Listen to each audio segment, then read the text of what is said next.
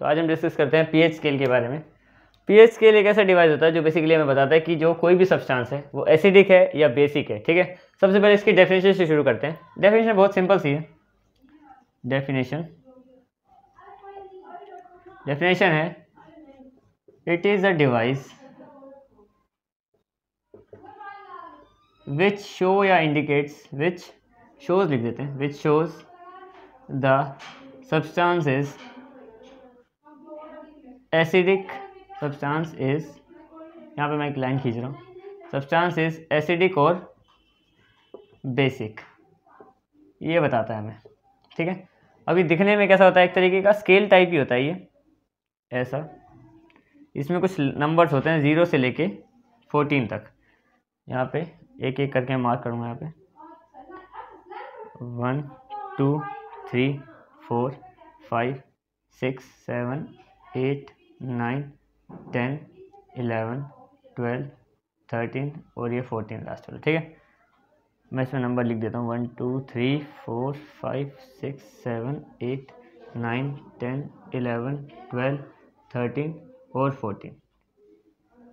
अब देखो मेन इसमें क्या कॉन्सेप्ट है कि जो 0 से लेके 7 तक के जितने भी हैं नंबर्स हमारे, इसके बीच में कोई भी सब्सटेंस आता है ना, उसका पीएच आता है अगर 0 से 7 के बीच में, तो वो एसिडिक होता है नेचर में, एसिडिक इन नेचर।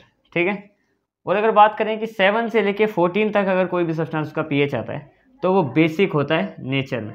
ठीक है, एसिडिक और बेसिक मतलब ये स्केल बताया था हमें, यहाँ से लेके यहाँ तक के सारे एसिडिक और यहाँ से लेके यहाँ तक के सारे बेसिक। ठीक है, और इसी हिसाब से हम ज़्यादातर सब्सटेंस का निकाल देते हैं आराम से। ठीक है, और उसके अलावा ये कुछ 5-6 नाम लिखे हुए मैंने, ये हमारे डेली लाइफ में, मतलब जैसे हमारी बॉडी का टेम्परेचर हो गया, एसिड रेन, टेम्परेचर नहीं पीएच, और एसिड रेन, इन सब का पीएच में तुम्हें सिंपल बता दूं जो एमसीक्यूज वगैरह में पूछा सकता है। तो हमारी जो बॉडी वर्क करती है वो कितने पीएच पे करती है, कम से कम 7 से लेके 7.8 पीएच तक हमारी बॉडी वर्क करती है।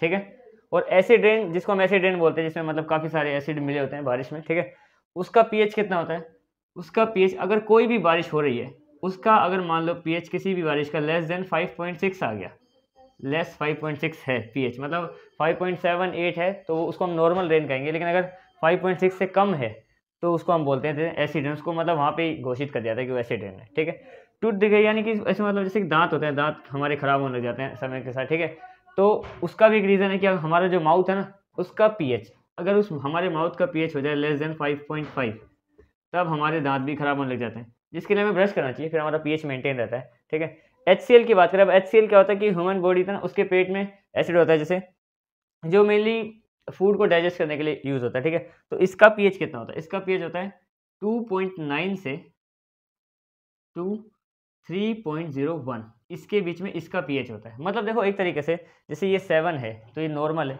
जितना पीछे पीछे जा रहा है ना उतना पीएच बढ़ रहा है, यानी कि एसिड चीज़ें और स्ट्रॉन्ग हो रही हैं।